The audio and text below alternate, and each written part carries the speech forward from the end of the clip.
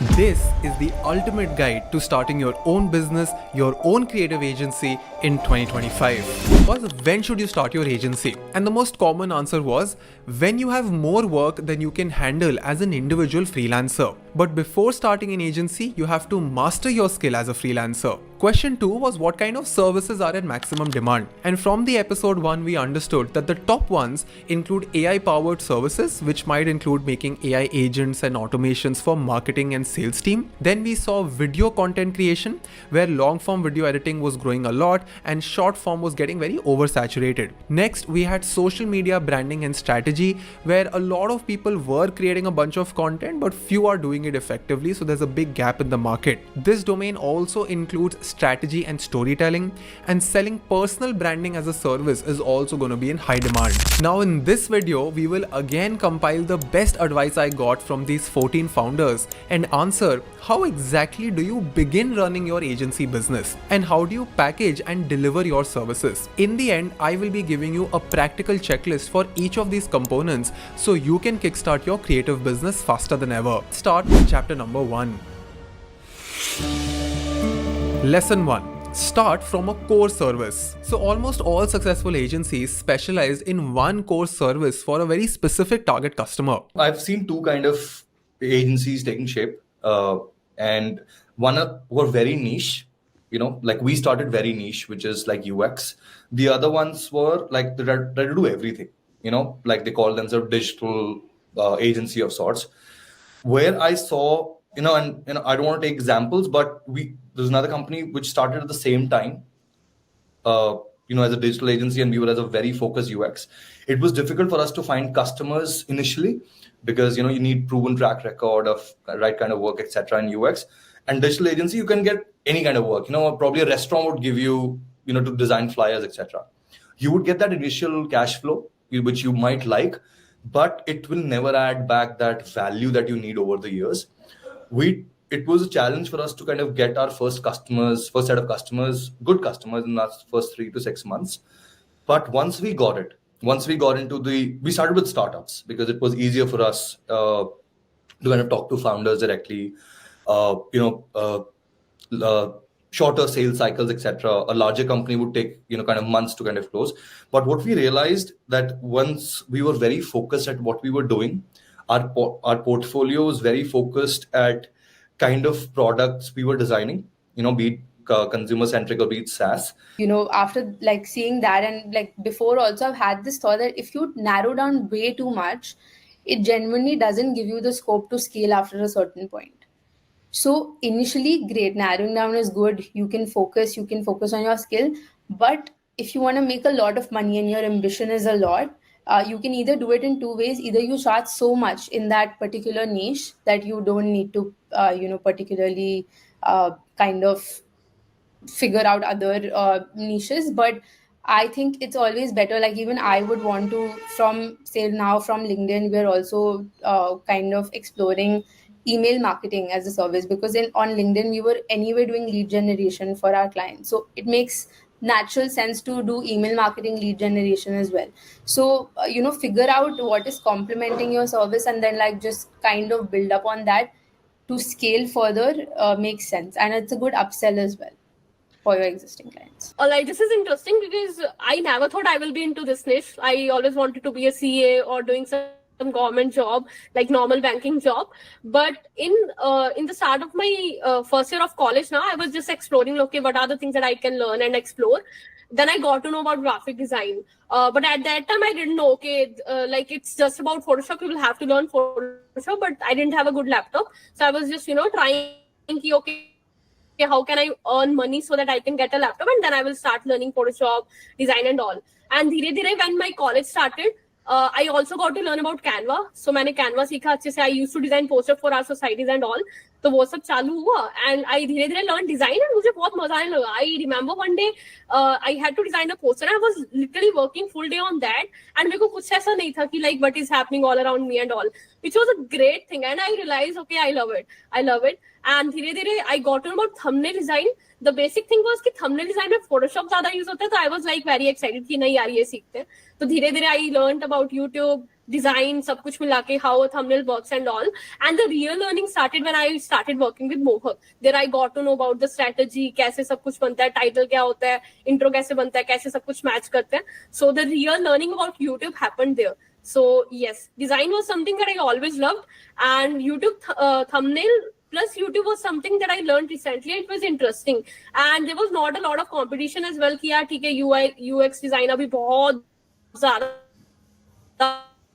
like people are there in it, but thumbnail design was something, there are very few people in this niche. Having a clear niche and a target audience helps you build authority and command better prices. Now, if you want to increase the speed at which you serve your clients, you need to have the best and the most efficient AI tools in your workflows. This is where Pick Copilot comes in, an AI-powered platform that can help you create visuals for your marketing campaigns as a business. This includes virtual try-ons, AI backgrounds, AI-generated fashion models, AI shadows, and templates. Let me show you how you can create high-quality e-commerce visuals using Pick Copilot in just a few minutes. You will need to go to pickcopilot.com and create an account. Click Start Creating Now. It will take you to its dashboard where you can either select which tool you need to use or pick a template to design a social media post. Let's go over their tools one by one. One of the most powerful features of Pick Copilot is virtual try-on. It lets you showcase how an outfit looks on a model without needing an actual photo shoot. Just upload an image of your dress and the AI automatically fits it onto a fashion model,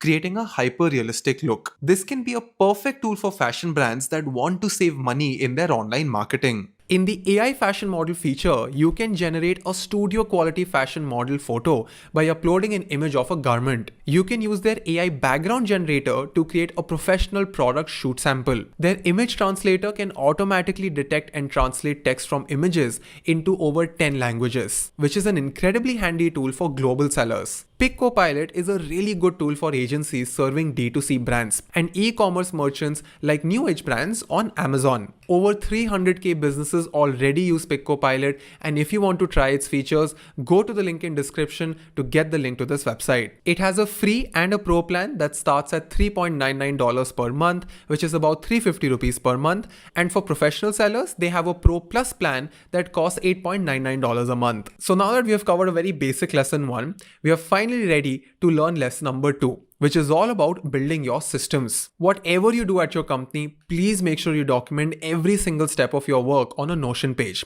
For example, this is how our research and scripting Notion page looks like. Look how we've mentioned every little detail. And this entire process takes a lot of time, but the ROI is immense. Because this one single habit of documenting every little thing at your company has 2 core benefits. First, our company is not dependent on a key person, but the systems that we're building for ourselves. Very soon, we will be able to upload this prescription in any AI agent builder and automate our work very quickly. Almost every founder that I interviewed emphasized the importance of creating processes and systems from day one. Everything from client briefing to client onboarding to delivery mechanisms, all of your tools and systems should be written down in point by point on your page on Notion, or it could be in your internal directory, but it has to be written down. So I use Loom because creators will not understand design because they are obviously not designers. You need to explain them really well कि तुम्हारा idea क्या है, या फिर बाकी सब चीजें. For example, invoicing का issue होता है. Okay, if you want to track down all your past payments, how will you do that? मतलब वो बहुत unprofessional लगता है कि अच्छा ठीक है आप UPI भेज रहे हैं ये वो. So their documentation is very important, and when you are also dealing with taxes and all, it is important that you have all those things in place. So हाँ धीरे धीरे okay I learned कि अच्छा ठीक है invoices are important as well. So हाँ, it was more about learning from my own experiences. We do it on Miller Note. Miller Note. Milanote. Miller Note. I've never heard of it. Okay, I really like Miller Note, so yeah, we do it there.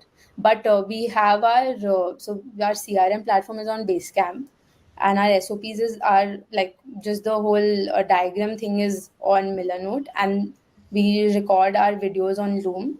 So all of that is either Google Docs, everything, but one place mein it's in Miller Note. Yeah, I think some people might find it very strange here, but I don't have any tool that I'm logging into daily to see what's going on. I have my team that keeps me updated with what's going on. Every end of the day, I hear what happened.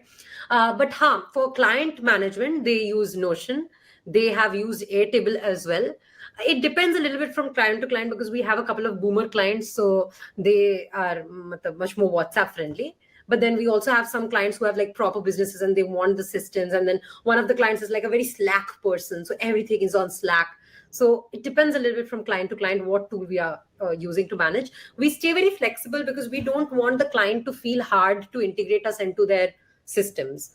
So yeah, half I think is on just WhatsApp on a regular basis, a little bit on Airtable, a little bit on Notion, and a little bit on Slack. So this is something I learned trial and error say. Okay, I did not have a management background. I did not have a business background. I did not learn that in school at all. Ki what are the systems you need to have in place when running a service-based agency? This is something I learned trial and error se. I would say that starting May, we used this app called Notion. It was very useful, and we used to use that because we can add team members. We can even share the document with the clients.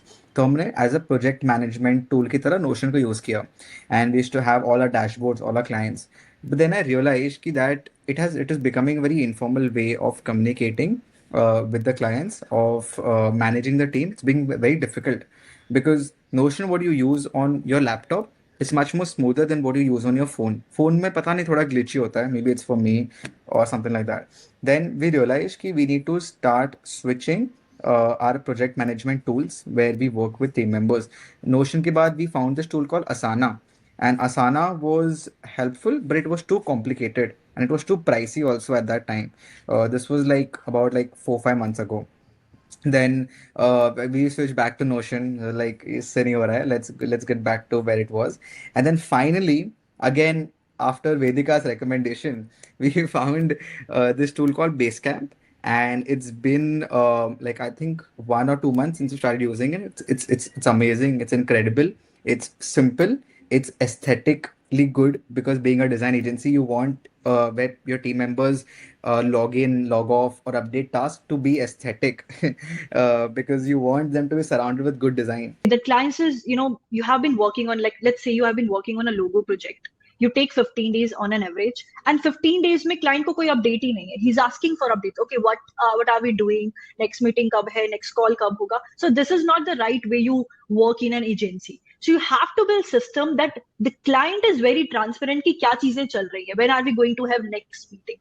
What are we working on? आगे की क्या steps है? So there needs to be templates. There needs to be system. There needs to be like a client portal or tracker or something जिससे client को updates मिलती रहे. Lesson number 3. Begin from a lean team. As a founder who's starting a business for the first time, you have to begin with freelancers and interns. You do not need a fancy office, and you should hire full-time only when it becomes absolutely necessary. And even while shortlisting your core team, you have to focus on cultural fit and passion over just technical skills. Yeah, I think 2 things. Initially, I think whenever someone starts an agency, for the first at least 4-5 months, they should not hire full-time folks.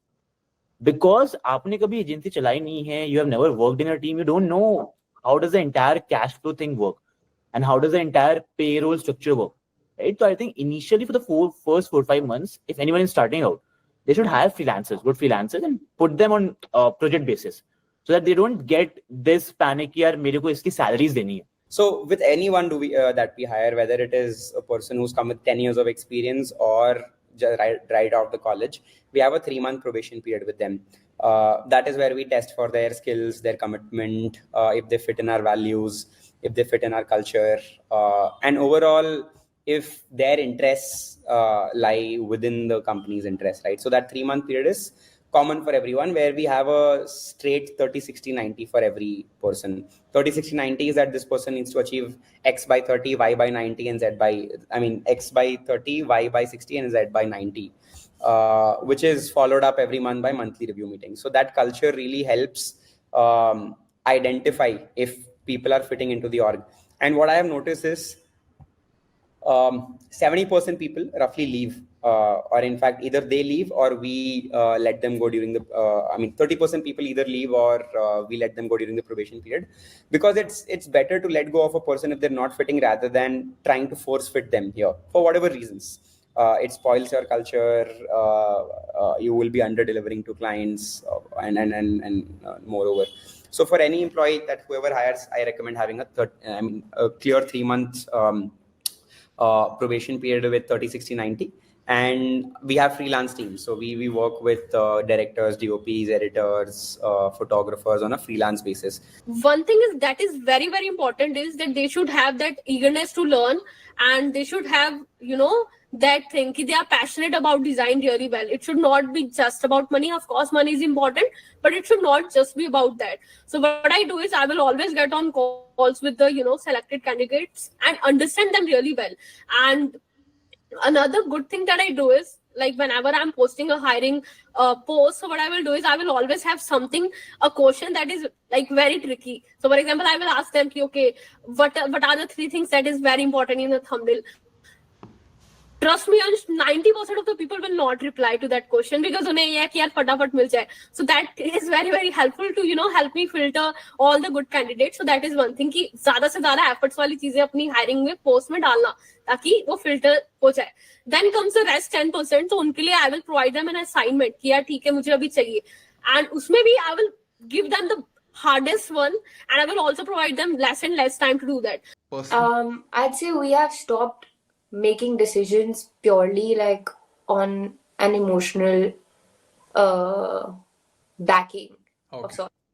Most of our decisions back in the day, up until 2 months ago, were driven by our emotions and our sentiments. And at this point, it's more about what's good for the business. Is it actually helping us? We had to say goodbye to a very, very dear team member because Vishwas and I, we were having this conversation. So we're going a little off track, but he's like, you know what, we have been paying this person for so long and then literally not getting us any business, etc., etc. Every month we're paying them this heavy chunk of money. No business is coming from their end. And me, on the other hand, I'm like, yo, you know what, no, unki family mein ye chal raha hai, don't do this, that, please. And then now I'm at this point ki, matlab sabko nahi rakh sakte, so now we're like ki thoda, it's more pragmatic now. It's not very emotion driven. So for me, having an A team was number one. I have hired and fired a lot of people in the process because one of my key learnings was that if you feel like, okay, someone is not the right fit and has made a couple of mistakes, just because they have the zeal to do it, don't give them chance over chance because they're not the right fit probably for the job. And with an early stage, I feel like you need to have someone who is hungry for work, but at the same time very smart in terms of picking up work. The skill sets match. I think those things are very, very important. Lesson number 4. Build your infrastructure slowly. You don't need a lot of tools to begin with. Divyam from Mutter Media started with basic tools like Excel and PowerPoint. Aman managed all of his initial operations through basic WhatsApp groups. The core takeaway is that multiple founders stress too much about having a big team and a lot of infrastructure and the best subscriptions and getting everything on day one. But you have to start slow. So only focus on essential tools that will directly impact your bottom line, your profits, your service delivery, and avoid unnecessary overhead in your early stages. I started my company literally on a WhatsApp group. And by the way, till date, I think WhatsApp is the primary platform that we rely on. We've not used any complicated HR platforms, any softwares, any tools. I've been recommended 1,000 times, even by you, to shift myself to a Notion. But I just feel that the ease of working on, let's say, with the kind of people I want to work with, I know where they operate. I know where they spend mostly their time. 80% of their time is either on Instagram or on WhatsApp. So I'm like, why should I tell them and force them to create another platform or channel to communicate and get things done when I can adapt myself as a company? Firstly, if you're operating from a tier 1 city, it's not easy to have an office. So what I recommend for most people is we, for the first 2 years, in fact, for the first 3 years, we were operating from my house.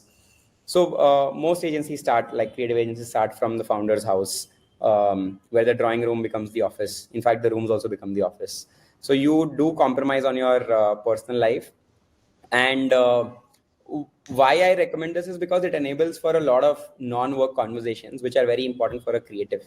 Now, let's say, for example, a video editor is editing for 3 hours. And after that, he wants to just talk to a fellow video editor about let's say Gladiator 2, which was just released, or has some thoughts on Pushpa 2, which was just released. Those conversations help them do what they do better, rather than just be focused on, delivering what is supposed to. So it goes beyond deadlines, the relationships that you make with people, and that's how we've built the culture here. At least for 6 months, you need to have a very small team of freelancers and interns. Try to use tools that can be shared between people and reduce the overhead costs. Now that the basics are clear, let's figure out what services can have maximum demand in 2025. Chapter 2. What services should you sell? So I will discuss 3 safe domains to be in, but please note that these 3 are not the only domains, and in each of these 3, you need to learn the latest AI automations and AI agent building tools so that you can work faster and be better. All of these 3 fields already have a lot of competition. So if you do not have a personal brand and you're starting out on your own, if you want to stand out in these fields, you need to choose any of these 2 qualities in your business, in your culture: being better, being faster, and being cheaper, which is being more economical and more cost friendly, which means you can be better and faster and be expensive, because of course anything which is better and faster will end up being more expensive. You can be better and cheaper but not very fast, maybe have normal timelines, or you can be faster and cheaper. Now it depends on what you are intrinsically aligned with. It completely depends on how your personality is. But when I tell you these domain names, make sure that you are very clear about what your USP is going to be like. And if you can do all 3 of them, I think you're going to be a game changer. Video editing, maximum demand. What kind of video editing? Like long form, short form, ads, reels? As of this point, long form. Short form is too cluttered right now. But if you have understood how to crack long form video editing, then there's going to be a lot of demand, because you know this way better than I do. But long form demand will increase over time a lot, because short form is too cluttered as an industry right now. So I think one service that is the least affected so far by AI is production. Now I'm not talking about video editing or for example, anything that a Sora gives you, but I'm talking about just authentic production related work, and specifically with respect to ad film. So that by and large remains a little untouched, so to say. I would say if you have a collective of content creators who are like end-to-end short form content creators, that's going to be the hottest thing. If you collect, a certain niche or talent that can churn out content for brand in volume under one umbrella, that's going to be the best thing, because there's going to be so much content, not enough eyes to consume it. So in order to churn that amount of content, you need those amount of content creators for that. धीरे-धीरे I got to know about thumbnail design. The basic thing was कि thumbnail design में Photoshop ज़्यादा use होता है, तो I was like very excited कि नहीं यार ये सीखते हैं. तो धीरे-धीरे I learned about YouTube design, सब कुछ मिला के how a thumbnail works and all. And the real learning started when I started working with Mohak. There I got to know about the strategy, कैसे सब कुछ बनता है, title क्या होता है, intro कैसे बनता है, कैसे सब कुछ match करते हैं. So the real learning about YouTube happened there. So yes, design was something that I always loved, and YouTube thumbnail plus YouTube was something that I learned recently. It was interesting, and there was not a lot of competition as well. कि यार ठीक है UI UX design अभी बहुत ज़्यादा like people are there in it, but thumbnail design was something. There are very few people in this niche. So it was interesting. Let's cover content creation first. So there's going to be a growing demand for short form content, as noted by Divya and Vishwas. End-to-end video production services are going to be highly valuable, and specialized niches like thumbnail and short form hook writing and content strategy and founder-based personal branding will also see a huge demand. Next, we come to design-based services. Now this includes marketing, branding, website design, and then UX design for mobile and web apps. Let me show you what kind of services do my friends sell currently. We are not trying to beautify a brand. We are trying to solve it with a strategy, with the brand strategy, which is included in our vertical. And then to solve that strategy, there are some solutions in which logo redesign can be one part of it. It's not the major part of it. So, and to answer your question, that any junior designer can also come up with the symbol, but the thought and the way to execute that symbol, the way to take it further, that for example, Abhi, if you see the Nike swoosh, it was made by a college graduate or some girl who was in college. She got like $30 to make the logo. Yeah. And if you see the original logo, it's the same idea. But if you see the years Nike has put, the money Nike has spent into making that tick so iconic, that is what matters, and not the small mark which she had made matters. Yes, it came from her, but the amount of work Nike did after that, that is why that mark is the mark which we all know right now. If that work was not there, that $30 would have been the $30 logo only and not such a big establishment. The logo, the packaging, and the strategy, the verbal identity that we already do. Apart from that, 3D is something that is, I think, going to flourish a lot in the coming 1 to 2 years, because branding to sabke paas hai, but 3D is something that not a lot of small brands, not a lot of startups, and even the brands who are there in the market since 1 to 2 years are touching. So I think 3D is going to be something, CGI is going to be something that is going to flourish a lot in the next 1 to 2 years. We worked with Decathlon. We worked with TVS Motors, again, an auto company, and producing great kind of digital customer experience. We worked with startups like Swiggy, LiveSpace, etc. Now we're kind of moving towards Web3 and AI products also. Can't disclose them, but very exciting stuff happening there. Then we come to the most popular field these days, which is content and marketing strategy. Let me show you all the different products and services that you can explore this year. There is this new wave of agencies which are coming up, and their whole responsibility is how do you do SEO for chatbots. And what that means is, let's say that you are running a wellness brand in which you're talking about how can you reduce hair loss, right? Let's talk about that. And so your focus should be, if I ask ChatGPT or Perplexity that, how can I reduce the hair loss that I'm having? I'm like a 24-year-old male living here with this condition. How do you optimize your blogs and your website in a way that ChatGPT and Perplexity rank you in the references? That's a very new field. Many companies will benefit from that. People are always asking questions in chatbots rather than going on Google. So that's a obvious step forward. That's one niche that you can target. We help founders, CXO level folks to grow on LinkedIn. We basically just help them do their personal branding on LinkedIn, and we've niched down on that particular niche. I was a big fan of bubble tea, so these guys had just started out. I ordered from them and I absolutely loved the product. And I was like, listen, I don't care. You as a brand, I called the founder. I managed to connect with the founder, and he said, he's telling me a story. It's a Korean man who found a best friend who was an Indian in uni and decided to come shift to India to start this brand. The month he shifted, lockdown happened and COVID hit. So he's like, listen, we're not even able to start. We've had to already hire and fire people. So I was just very emotional with this story. You know what? I love the product. I want to do whatever I can do to help. They said, we have no budget. I said, whatever you can pay, you pay me at the end of the campaign. I want to just work for you. And we did a massive sampling program. So we reached out to about 200 influencers, just sending their products through as a sample kit to try it. I don't know if I sent it to you or not. No, I don't know if you're connected. I'm a very big fan of you, Sung. I know his story. Yeah. So we sent it to them, and bro, within 3 months, their business just picked up because the product was so good, right? Everything about from the branding to the product to the online social media to the culture that they built was so good that it worked. And now they 4 years down the line, they have 8 stores. Now, I know that there's a lot that we've covered, so here are some important checklists for you while planning what services to sell. Now, in your research phase, when you're figuring out what to do, analyze market demand in your expertise area. So talk to other agency owners or stalk their company pages. In fact, act like a dummy client and get their brochures.